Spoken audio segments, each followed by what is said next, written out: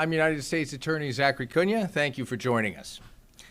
Earlier today, 2 Rhode Island men were taken into federal custody for their alleged leadership roles in an organized retail theft ring, following the seizure last week here in Rhode Island of over 60,000 stolen items worth an estimated $1.6 million.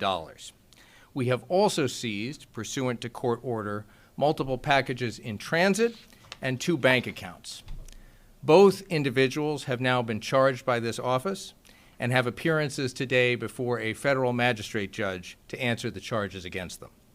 Before I go any further, I'd like to introduce my law enforcement colleagues, Ketty Larco Ward, Inspector in charge of the Boston Division for the United States Postal Inspection Service, and Michael J. Kroll, Special Agent in charge of Homeland Security Investigations for New England. You'll be hearing from both of them shortly. I'd also like to introduce Colonel Bradford Connor, Chief of the Warwick, Rhode Island Police Department. Chief Connor's department was instrumental in this investigation.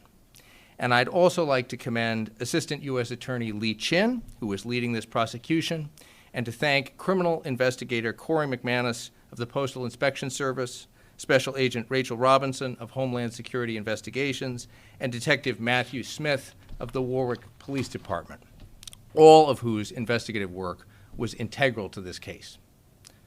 Organized retail crime is a topic that is familiar to many of us from the news. Instances of organized shoplifting, retail stores with goods locked behind plexiglass, retail workers menaced by individuals or groups as shoplifters make off with items from drugstores or groceries or big box retailers. Today's charges are leveled against 2 high-level players in one of the types of criminal organizations that drives this kind of retail theft. Norman L. Cipriano, age 52, of Warwick, Rhode Island, who has today been detained in federal custody, and Patrick M. Vigno, age 59, of Cranston. They are charged with, among other offenses, interstate transportation of stolen goods, conspiracy to commit interstate transportation of stolen goods, and money laundering. We allege that these 2 men served as what are known as diverters in an organized retail crime ring that netted an estimated $12.3 million in revenue over the past 3 years by targeting, stealing, and then reselling high-end goods, primarily cosmetics, over-the-counter medications and supplements, and other compact high-value items. To give you some context for what that means, if you take a look at this chart illustrates the common structure of organized retail crime organizations like the one we're talking about today. At the lowest level, individuals known as boosters, or groups of individuals known as boosters, are recruited to engage in the actual retail theft, shoplifting the items that are ultimately passed on to the organization. These are the folks who are actually stealing things from store shelves. And in an organization like this, those thefts aren't random. The boosters will target specific items at the direction of a crew boss who tells them what to steal and pays them for their work, often in cash or cryptocurrency. Above the crew boss sit an array of players who serve as middlemen and logistics coordinators, fencers who typically own warehouses or front companies, and cleaners who are employed to make sure that the goods are stripped of any indication that they're stolen. And above them, as we approach the top of the hierarchy, sit the diverters, individuals such as we allege the 2 defendants charged today. Diverters typically serve as large-scale distributors and wholesalers. They will often set up shell companies to both conceal their own roles and to launder illicit proceeds. They will in turn serve as suppliers to small and mid-sized retailers who are often unwitting purchasers of these stolen goods. And to a lesser extent, in some instances, they will sell the goods themselves to end consumers via online marketplaces. It is our allegation that Cipriano and Vigno both served in the role of diverters.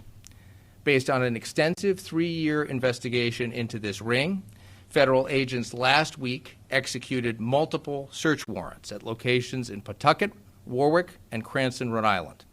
Those warrants uncovered vast quantities of stolen goods.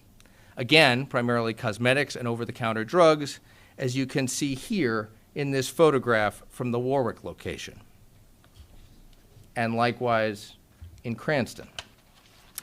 To give you some further sense of the level of organization that was involved, you can see at one Pawtucket location, searched by federal officers, what looks like a warehouse storeroom with all manner of stolen goods, organized, stacked, and ready for resale. The same was true to an even greater degree at a second warehouse location located at another Pawtucket address, also searched last week.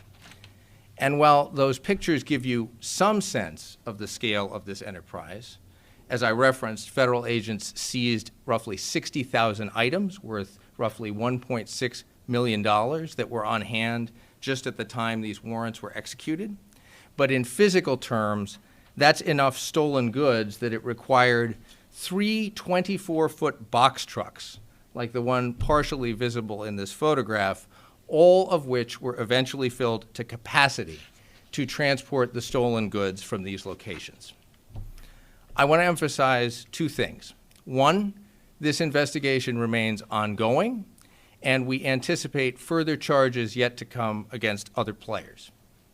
And second, for members of the public who may be asking, what impact does this have on me? Let me say this. First and foremost, the clearest, most obvious, and most devastating impact of these kinds of criminal organizations is that they put our friends, neighbors, and family members who work in retail at risk from the violence that can occur if a thief is confronted. They degrade the quality of life in our communities as goods in stores are locked away for safety, and most significantly, they impose a heavy economic price as the costs of theft-driven losses get passed along to all of us at the cash register.